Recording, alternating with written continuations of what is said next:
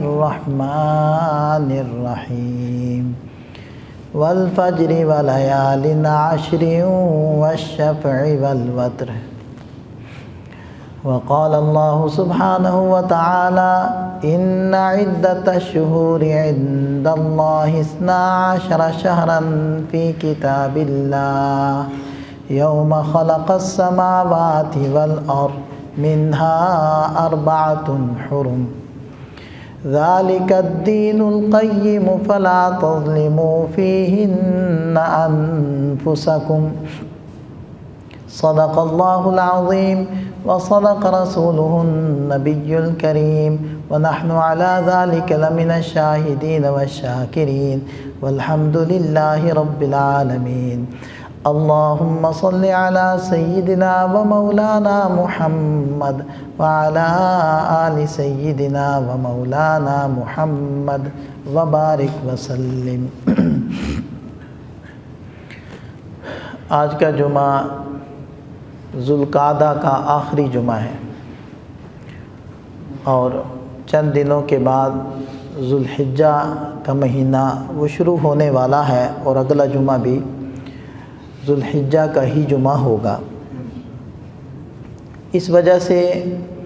آج کا جو ہمارا موضوع سخن ہے وہ ہوگا ذوالحجہ کے پہلے 10 دن،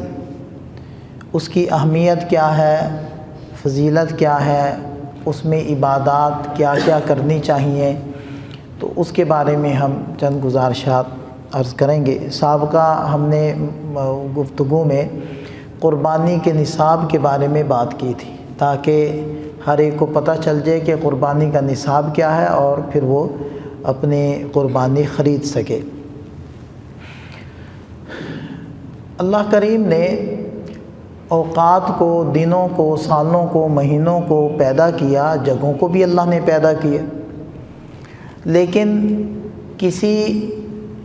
اہمیت کے پیش نظر اللہ تعالیٰ نے بعض جگہوں کو فضیلت بخشی۔ گھر کے اندر نماز پڑھیں تو ایک نماز کا ثواب ایک ہی کا ملے گا، اور اگر مسجد میں آ جائیں تو 27 کا ہو جاتا ہے،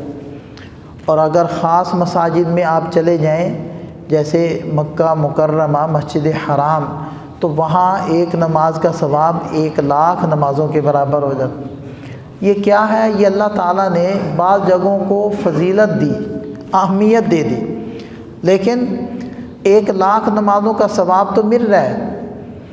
لیکن جب عرفہ کا دن ہوگا، بلکہ اس سے بھی پہلے یوم الترویہ ہوگا، 8 ذوالحجہ،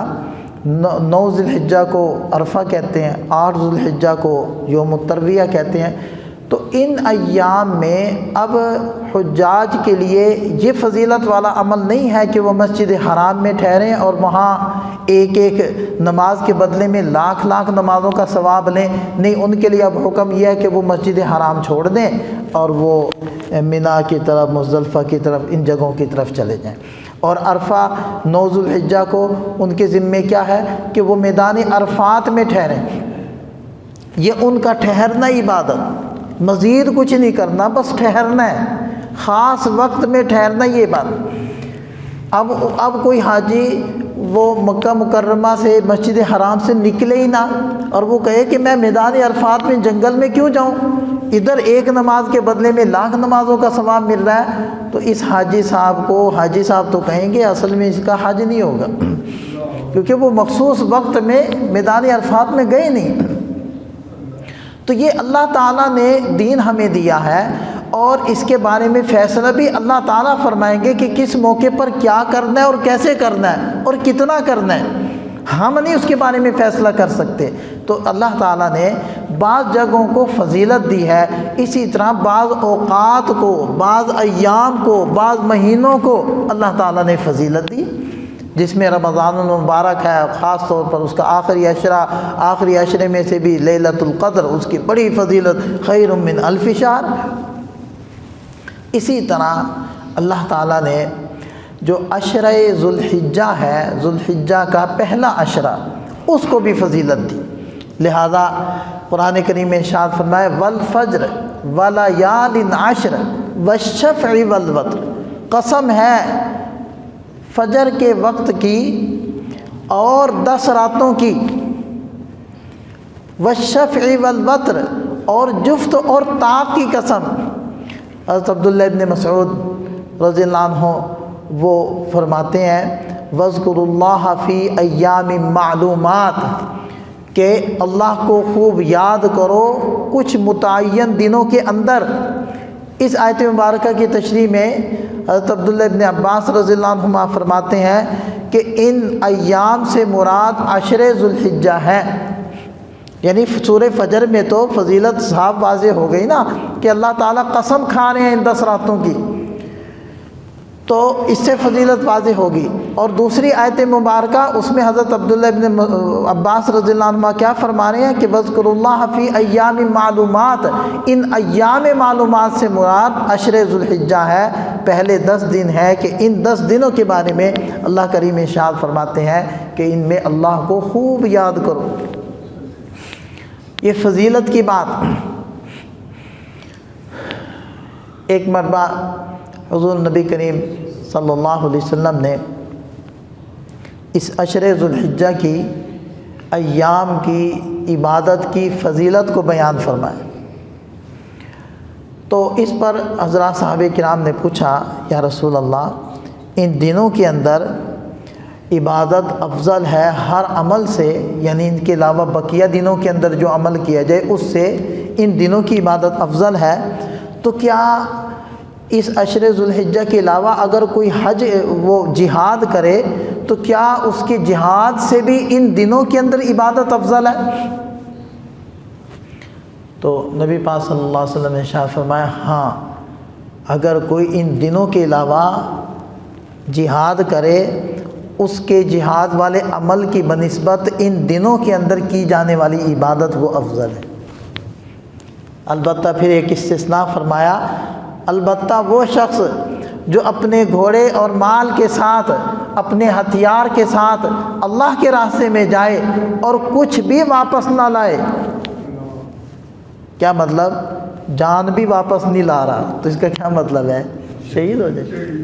نہ جان لائے، نہ مال لائے، نہ گھوڑا لائے، نہ اپنے ہتھیار لے کر آئے، سب کچھ رب کے راستے میں قربان کر دے،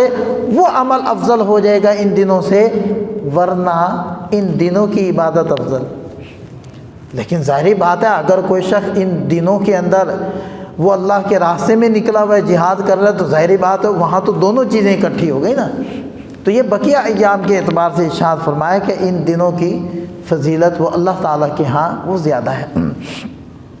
اس سے آپ اندازہ لگا لیں۔ اسی طرح یوم عرفہ 9 ذو الحجہ،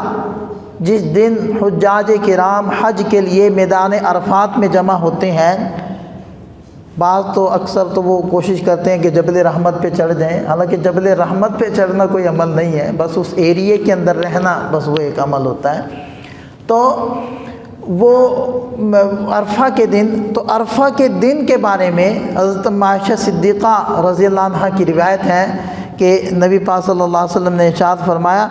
کہ عرفہ کے دن کے اندر اللہ تعالیٰ جتنے لوگوں کو جہنم سے آزاد فرماتے ہیں، اتنے لوگوں کو اس عرفہ کے دن کے علاوہ اور کسی دن میں آزاد نہیں فرماتے۔ اس عرفہ کے دن لوگ جہنم سے آزاد ہوتے ہیں، اور یہاں تک کہ ارشاد فرمایا کہ اللہ تعالیٰ کی رحمت اپنے بندوں کے قریب آ جاتی، اور اللہ تعالیٰ فرشتوں پر فخر فرماتے ہیں کہ دیکھو میرے بندے، اور خاص طور پر حجاج کرام، وہ تو ایک چادر اور ایک لنگی کے اندر 2 چادروں میں ملبوس، وہ اپنے سب کچھ چھوڑ چھاڑ کے بکھرے بالوں کے ساتھ، اور خوشبو کی بھی اجازت نہیں ہوتی، بال کاٹنے کی بھی اجازت نہیں ہوتی، تو اس حالت میں جو اس میدان کے اندر جمع ہے، خاص طور پر ان کے اوپر رب تعالیٰ کی کیا رحمت وہ نازل ہوتی ہوگی، اور یقیناً اللہ کی رحمت سے امید ہے کہ وہ حجاج کرام تو یقیناً جہنم سے آزاد ہو جاتے ہوں گے، اور ان کی برکت سے پتہ نہیں اللہ تعالیٰ کتنے اپنے بندوں کو جہنم سے آزاد فرماتے ہیں۔ تو یہ یوم عرفہ کی فضیلت ہے۔ تو تو عرفہ بھی 9 ذی الحجہ بھی انہی 10 دنوں کے اندر شامل ہے۔ اسی طرح جو یوم النحر ہے، یوم النحر 10 ذی الحجہ عید کا دن، یہ یوم النحر کہلاتا ہے۔ نحر کا معنی جانور کو ذبح کرنا، اصل میں نحر ہوتا ہے اونٹ کو ذبح کرنا، اور ذبح کرنا بھی ایک خاص طریقے سے، اس کو نحر کہتے ہیں۔ تو چونکہ عرب کے ہاں اونٹ زیادہ تھے اور وہ اس کو خاص طریقے سے ہی ذبح کیا کرتے تھے، یعنی یہاں برچھی مارتے تھے جس سے ان کا خون بہنے لگ جاتا تھا، پھر وہ گر جاتا تھا، تو اسی نام سے ہی اس دن کو تعبیر کیا گیا یوم النحر۔ تو یوم النحر کی بھی بڑی فضیلت ہے کہ جس کے اندر اللہ تعالیٰ کے ہاں سب سے زیادہ محبوب عمل وہ جانور کا خون بہانا، جانور کے گردن پر چھری چلانا، اور اس کے بارے میں آیا کہ خون زمین پر گرنے سے پہلے اس قربانی کرنے والے کے گناہوں کو معاف کروا دیتا ہے۔ اور اسی طرح اللہ کے نبی صلی اللہ علیہ وسلم نے ارشاد فرمایا افضل الایام عند اللہ یوم النحر، کہ اللہ تعالیٰ کے نزدیک افضل ترین دن وہ یوم النحر ہے۔ ثم یوم القر، پھر یوم القر ہے۔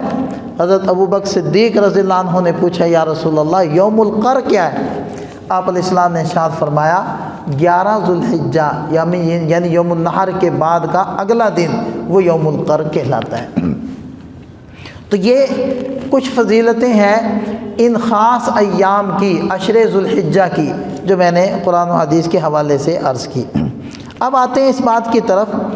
کہ ان ایام میں کیا کرنا چاہیے۔ تو سب سے پہلی بات، مطلق طور پر بھی ان ایام کی فضیلت باعتبار عبادت کے ثابت ہے، لہذا ہمیں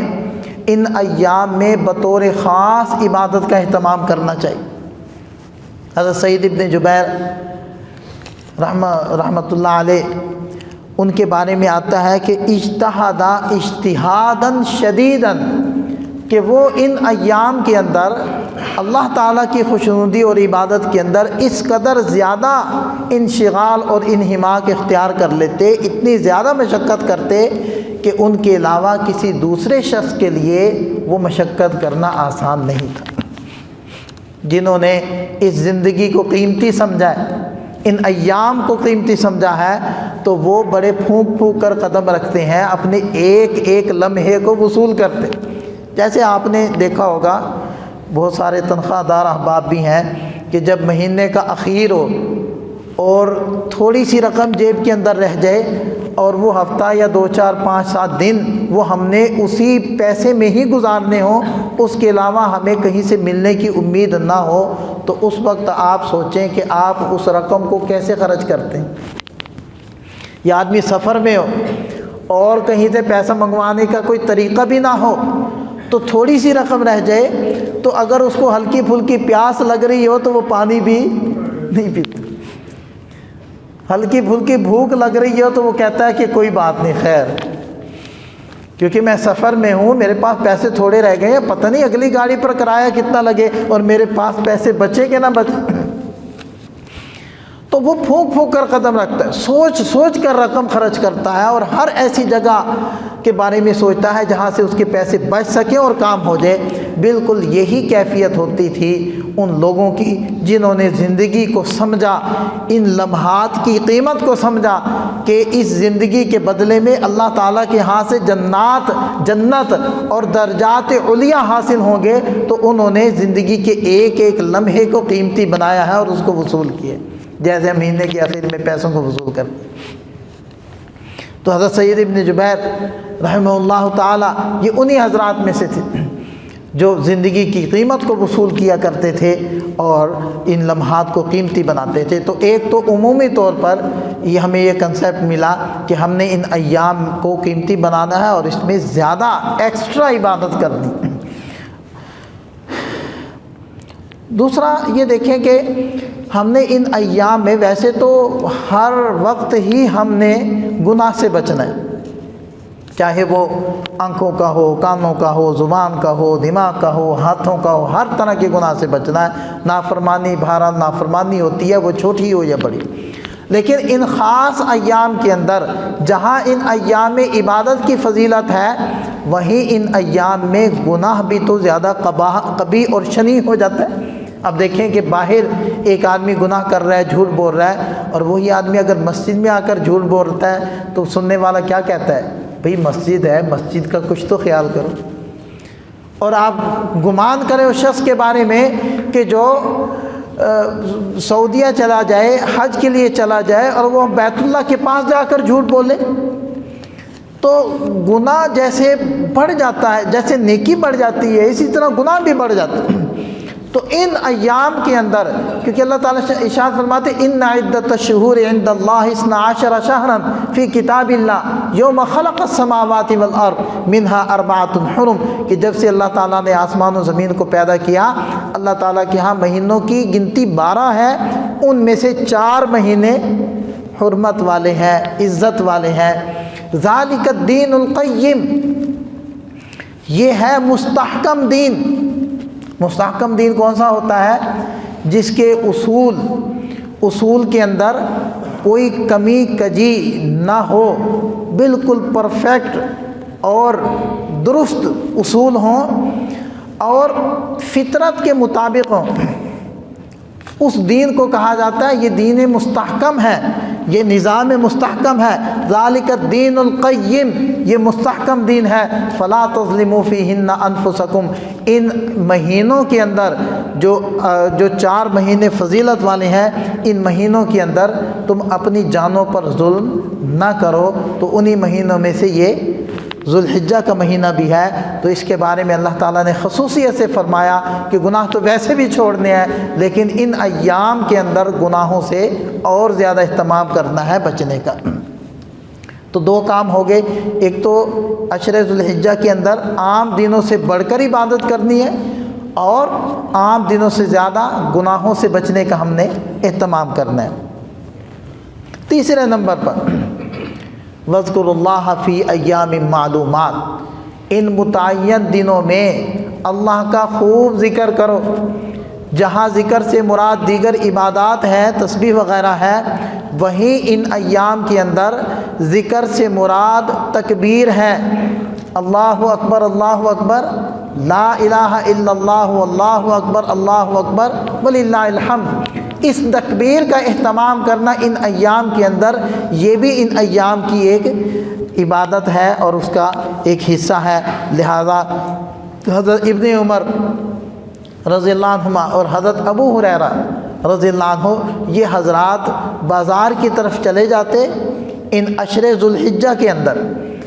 اور ان ایام کے اندر بازار کے اندر تشریف لے جا کر اونچی اونچی یہ تکبیر پڑھتے، اور ان کو سن کر لوگ بھی یہ تکبیر پڑھتے۔ تو اس سے پتہ چلتا ہے کہ عشر ذوالحجہ کی عبادات میں سے ایک عبادت یہ ہے کہ ہم چلتے پھرتے آتے جاتے، خاص طور پر بازاروں کے اندر، چونکہ وہاں غفلت کا ماحول ہوتا ہے، چیزوں کا ماحول ہوتا ہے، خریدنے بیچنے، نفع کمانے، تو اس چیز کا ماحول ہوتا ہے، تو غفلت کی یہ چیز ہے۔ اس وجہ سے یہ حضرات خاص طور پر بازاروں کے اندر تشریف لے جاتے اور وہاں تکبیریں پڑھتے اونچی اونچی، اور لوگوں کو متوجہ کرتے اور اس آیت مبارکہ کو زندہ کرتے، وَاذْكُرُوا اللَّهَ فِي أَيَّامٍ مَّعْلُومَاتٍ، ان متعین دنوں کے اندر رب کا خوب ذکر کرو۔ تو یہ بھی ایک کرنے والا کام ہے، اور یہ تکبیریں قدر بلند آواز سے ان ایام کے اندر ہم نے کہنی ہے۔ پھر وہ جو مخصوص ایام آئیں گے اس کے اندر تو ہم نے پڑھنی ہی ہیں تکبیریں، وہ تو پھر ایک وجوب کا درجہ ہوگا، لیکن ایک استحبابی جو چیز ہے اس کا بھی بیان ہو رہا ہے۔ اسی طرح ایک اور عبادت جو ان ایام کے اندر آنے والی ہے، وہ یہ ہے کہ اللہ کے نبی صلی اللہ علیہ وسلم نے ارشاد فرمایا، من رأى الہلال، جو شخص ذوالحجہ کا چاند دیکھے اور اس کا ارادہ قربانی کرنے کا ہو، تو اس کو چاہیے کہ وہ اپنے ناخن اور بالوں کو نہ کاٹے۔ یہ بھی ایک عمل ہے ان دنوں کا، اور اس کی جو فضیلت علماء یہ بیان کرتے ہیں کہ بہت سارا طبقہ تو ہمارا چلا گیا حج کے لیے، اور وہ احرام باندھ کر حج کے لیے چلا گیا، تو یہ احرام کی پابندی ہے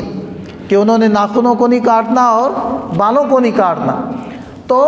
وہ ایک مخصوص حالت کے اندر چلے گئے، 2 چادریں باندھ لی اور ناخن بالوں کو نہیں کاٹ رہے، یعنی ظاہری جو زیب و زینت ہوتی ہے آدمی کی وہ اختیار نہیں کر رہے، لہذا خوشبو لگانا جرم ہے احرام کی حالت میں، تو ظاہری زیب و زینت نہیں اختیار کر رہے، یعنی اللہ تعالیٰ کو اپنی پسماندگی اور اپنی عاجزی اور فروتنی دکھا رہے ہیں، اپنا کمزور اور لاچار ہونا اپنے رب کے سامنے وہ ظاہر کر رہے ہیں۔ بال ظاہری بات جب نہائیں گے نہیں بال بکھر جائیں گے، روزانہ آدمی عادی ہوتا ہے کہ تیل لگانا، صابن سے نہانا، تیل لگانا، خوشبو لگانا، صاف ستھرے کپڑے پہننا، تو یہ ساری چیزیں چھوٹ گئی۔ پھر ایک سفر ہے، سفر ایک مشقت ہے، سفر بندے کو تھکا دیتا ہے اور وہ پراگندگی انسان کے اندر پیدا کر دیتا ہے، وہ لاچاری پیدا کر دیتا ہے، تو یہ جب سب چیزیں اکٹھی ہوں گی تو پھر رب کو اپنے بندے کی اس لاچاری کے اوپر ترس آئے گا۔ اس لیے اللہ کے نبی صلی اللہ علیہ وسلم نے فرمایا نا کہ حج بھی انہی کاموں میں سے ایک کام ہے جو بندے کو گناہوں سے ایسے کر دیتا ہے جیسے بندہ دنیا میں آیا ہی ابھی ہے۔ جب ظاہر بات جو بندہ دنیا میں ابھی آیا ہو اس کا تو کھاتا ہی نہیں کھلا، سسٹم ہی چالو نہیں ہوا، تو وہ تو گناہوں سے پاک صاف ہے، تو حاجی بھی گناہوں سے پاک صاف ہو جاتا ہے۔ اس کی وجہ کیا ہے کہ حاجی کو ایسے مراحل سے گزارا جاتا ہے کہ وہ گناہوں سے دھل جاتا ہے، پاک صاف ہو جاتا ہے۔ تو اللہ کے نبی صلی اللہ علیہ وسلم ان غریب اور کمزور بندوں کو جو بیچارے حج کی استطاعت نہیں رکھتے یا بیمار ہو گئے جا نہیں سکتے یا بیچارے کسی بھی مجبوری میں مبتلا ہیں، وہ ترس رہے ہیں، تڑپ رہے ہیں اور خواہش مند ہیں، تو ان کو بھی اللہ کے نبی صلی اللہ علیہ وسلم نے اپنے رب کی رحمت میں داخل کرنے کے لیے یہ ایک حکم ارشاد فرما دیا کہ تم میں سے جو قربانی کرنا چاہے وہ چاند دیکھتے ہی اپنے ناخنوں اور بالوں کو نہ کاٹے، تو گویا کہ حجاج کرام کی مشابہت اختیار کر لے۔ یہ ادھر بیٹھا ہوا ہے، حجاج کرام وہاں میدان عرفات میں ہیں یا مینا کے اندر ہیں یا مزدلفہ کے اندر ہیں یا مسجد حرام کے اندر ہیں، تو تم ان جیسی شکل و صورت بنا لو تو جو رب کی رحمت ان کے اوپر اتر رہی ہے کوئی چھینٹا تمہیں بھی نصیب ہو جائے گا۔ اور یہ مشابہت چھوٹی چیز نہیں ہے، یہ مشابہت چھوٹی چیز نہیں ہے۔ آپ دیکھیں کہ حضرت موسیٰ علیہ السلام سے مقابلے کے لیے جو جادوگر آئے انہوں نے حضرت موسیٰ علیہ السلام جیسا لباس پہنا، تو اللہ تعالیٰ کو ان کی اپنے پیارے نبی کی مشابہت اختیار کرنا اتنا اچھا لگا کہ اللہ تعالیٰ نے ان سب کو نہ صرف یہ کہ ایمان کی دولت سے نوازا بلکہ درجہ ولایت تک پہنچا دیا ایک لمحے کے اندر۔ ہمارے پاس اور کیا ہے؟ یہ مشابہت ہی تو ہے، یہ نقالی ہی تو ہے، اصل تو ہمارے پاس ہے ہی نہیں۔ اللہ سے تو ہم یہی دعا کرتے ہیں کہ اللہ تو ہماری نقل کو بھی اصل فرما، تو ہماری مشابہت کو، یہ ہم جو نقل کرنے کی کوشش کر رہے ہیں اللہ تو اسی کو قبول فرما لے، تو یہ نقالی ہی تو ہمارے اندر ہے۔ تو جب یہ جو یہاں رہنے والا ہے یہ حجاج کرام کی نقالی اختیار کرے گا تو ہو سکتا ہے وہ رحمت جو ان پر اتر رہی ہے اللہ تعالیٰ چھینٹا اس کو بھی عطا فرما دے اور یہ بھی جہنم سے آزاد ہونے والوں میں سے ایک یہ بھی ہو جائے۔ لیکن اس بات کو سمجھ لیں کہ یہ سارے استحبابی حکم ہیں، وجوب والا حکم نہیں۔ جس نے احرام باندھا ہے اس کے لیے تو واجب ہے، وہ اگر گڑبڑ کرے گا اس پر تو جرمانہ لگ جانا ہے۔ ہمارے لیے یہ ایک استحباب والا عمل ہے، فضیلت والا عمل ہے۔ اسی طرح ان ایام عشر ذو الحجہ کی گفتگو چل رہی ہے، وہ آنے والا ہے اس لیے اس کے احکامات چل رہے ہیں۔ تو اگلا حکم اس کا کیا ہے کہ اللہ کے نبی صلی اللہ علیہ وسلم کے بارے میں آتا ہے کہ آپ علیہ السلام چند دنوں کے روزے رکھا کرتے تھے، اس میں سے ذو الحجہ کے 9 دن، ذو الحجہ کے 9 دن یہ اس میں روزہ رکھا کرتے تھے۔ یوم عاشوراء اس کا روزہ رکھتے تھے یعنی 10 محرم، اور ہر مہینے کے 3 دن جس کو ایام بیض کہتے ہیں، سفید دن کیونکہ اس میں چاند پورا ہوتا ہے تو خوب روشن راتیں ہوتی ہیں، تو ان کو ایام 20 سے تعبیر کیا جاتا ہے۔ اور اسی طرح ہر جمعرات اور سوموار کا روزہ آپ علیہ السلام رکھا کرتے تھے، تو اس لیے ان ایام کے اعمال میں سے ایک عمل یہ بھی ہے کہ ہم ان ایام میں روزے رکھیں۔ اور اللہ کے نبی صلی اللہ علیہ وسلم نے ارشاد فرمایا کہ صیام یوم عرفہ، کہ عرفہ کے دن کا روزہ، یعنی اگر کوئی 9 کے 9 دن روزہ نہ رکھ سکے تو کم سے کم عرفہ کے دن کا تو اہتمام کر ہی لے، یعنی 9 ذی الحجہ کا تو اہتمام کر لے کہ وہ اس دن روزہ رکھے۔ تو اس کی فضیلت اللہ کے نبی صلی اللہ علیہ وسلم نے یہ بیان فرمائی کہ جو شخص 9 ذی الحجہ کا روزہ رکھے گا تو مجھے اللہ تعالیٰ سے امید ہے کہ اللہ تعالیٰ 1 سال گزرے ہوئے اور 1 سال آمدہ آنے والے ان 2 سالوں کے گناہوں کو معاف فرما دیں 9 ذی الحجہ کے روزے کو۔ اس لیے عمومی طور پر تو 9 دنوں کا روزے کا اہتمام کیا جائے، اگر نہ ہو سکے تو پھر یوم عرفہ کے روزے کا تو اہتمام لازمی کر لیا جائے تاکہ ہمیں یہ مطلوبہ فضیلت حاصل ہو جائے۔ اور اس کے بعد عمل آ جائے گا 10 ذی الحجہ کا، اور وہ عمل ہے قربانی۔ اس کے بارے میں جیسے میں نے پچھلی مرتبہ بھی احادیث سنائی تھیں کہ جب صحابہ کرام نے پوچھا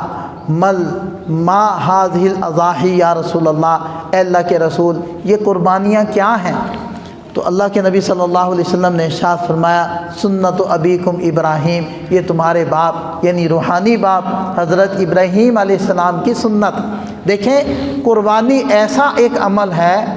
جو ابتدائے آفرینش سے چلتا چلا رہا ہے۔ وَاتْلُ عَلَيْهِمْ نَبَأَ بَنِي آدَمَ بِالْحَقِّ اِذْ قَرَّبَا قُرْبَانًا فَتُقُبِّلَ مِنْ أَحَدِهِمَا وَلَمْ يُتَقَبَّلْ مِنَ الْآخَرِ۔ سب سے پہلے قربانی حضرت آدم علیہ السلام کے جو بلا واسطہ بیٹے تھے حابیل اور قابیل وہ کر رہے ہیں۔ تو ہر زمانے میں ہر نبی کی شریعت میں وہ قربانی چلتی چلی آئی ہے، لیکن جو ہم قربانی کرتے ہیں وہ خاص طور پر حضرت ابراہیم علیہ السلام کی سنت اور ان کی شریعت کا ایک حصہ ہے جو ہمیں ملا ہے۔ حج بھی انہی میں سے ہے، قربانی بھی انہی میں سے ہے۔ تو اس وجہ سے اللہ کے نبی صلی اللہ علیہ وسلم نے یہ جواب ارشاد فرمایا کہ سنت ابیکم ابراہیم، یہ تمہارے روحانی باپ حضرت ابراہیم علیہ السلام کی سنت ہے۔ تو اس پر صحابہ کرام نے پوچھا کہ اللہ کے رسول ہمیں قربانی کرنے سے کیا ملے گا؟ تو اللہ کے نبی صلی اللہ علیہ وسلم نے ارشاد فرمایا ہر بال کے بدلے میں 1 نیکی ملے گی۔ تو صحابہ نے پوچھا، ذہن میں یہ خیال آیا کہ بعض جانوروں کے تو بال ہی تھوڑے ہوتے ہیں، فصوف مصوف، اے اللہ کے نبی جو پشم ہوتی ہے، یہ جو بھیڑوں کے اوپر دمبوں کے اوپر ہوتی ہے اون، اس کے بارے میں آپ کیا ارشاد فرماتے ہیں؟ تو اللہ کے نبی صلی اللہ علیہ وسلم نے ارشاد فرمایا اس کے بھی ہر بال کے بدلے میں تمہیں 1 نیکی مل۔ تو اس لیے لن ینال اللہ لحومها ولا دماؤها، نہ تو قربانیوں کا خون اللہ تک پہنچتا ہے نہ قربانیوں کا گوشت پہنچتا ہے، ولکن ینالہ التقوی منکم، صرف تمہارے دل کا تقوی، تمہارے دل کا اخلاص، تمہارے دل کا جذبہ، اللہ کے لیے مر مٹنے کا جو جذبہ ہے وہ اللہ تک پہنچتا ہے۔ لہذا اس لیے ارشاد فرمایا تم خوب خوش دلی کے ساتھ اپنی قربانیوں کو ذبح کیا کرو۔ تو بہرحال یہ عشر ذی الحجہ کے اعتبار سے میں نے کچھ احکامات ذکر کیے ہیں۔ میں آخر میں اپنی ساری گفتگو کا خلاصہ عرض کر دوں تاکہ جو لیٹ آئے ہیں ان کے سامنے بھی آ جائے کہ ابتدا میں ہم نے، چونکہ یہ ذو القعدہ کا آخری جمعہ ہے، اگلا جمعہ ذو الحجہ کا ہوگا، تو اس لیے عشر ذو الحجہ کی فضیلت قرآن و حدیث سے وہ میں نے پہلے بیان کی، اور اس کے بعد عشر ذو الحجہ میں کرنے والے کچھ اعمال کا میں نے بھی ترتیب ذکر کیا۔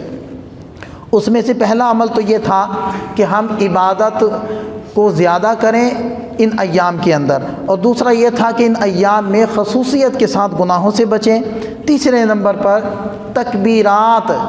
تکبیرات تشریق پڑھنا، ایک تو ہے نا خاص ان دنوں کے اندر، یعنی 9 عرفہ کی فجر سے شروع ہونی ہے، وہ تو واجب ہوگی نمازوں کے بعد، لیکن عشر ذو الحجہ شروع ہوتے ہی، یہ چاند نظر آتے ہی تکبیرات اونچی اونچی پڑھنے لگ جانا، گھر سے آتے ہوئے، گھر کو جاتے ہوئے، بازار کو جاتے ہوئے قدر بلند آواز سے تکبیرات پڑھنا، یہ ان دنوں کا عمل ہے جس کے اوپر حضرات صحابہ کرام عمل کرتے تھے، عمل پیرا تھے، لہذا یہ بھی ان دنوں کا ایک عمل ہے۔ اور ان دنوں کے اندر جس نے قربانی کی نیت کر رکھی ہے، قربانی جس نے کرنی ہے، تو اس کے لیے حکم یہ ہے کہ چاند دیکھتے ہی ناخن اور بال نہ کاٹے۔ اسی طرح اللہ کے نبی صلی اللہ علیہ وسلم ان دنوں کے اندر روزہ رکھا کرتے تھے، خاص طور پر عرفہ کے روزے کی آپ علیہ السلام نے فضیلت بیان کی کہ 2 سالوں کے گناہوں کا وہ کفارہ ہو جائے گا۔ اور پھر اخیر میں 10 ذی الحجہ یعنی عید والا دن ہوگا، اور وہ دن یوم النحر کہلاتا ہے، قربانی کا دن کہلاتا ہے۔ یہ ایک عشرہ ہمارے پاس آنے والا ہے، اور اسی رواں ہفتے کے اندر انشاءاللہ یہ عشرہ شروع ہو جائے گا۔ اللہ تعالی ہمیں قدردانی کی توفیق عطا فرمائے، اور جتنے احکامات ہیں ان پر عمل کرنے کی توفیق عطا فرمائے۔ وآخر دعوانا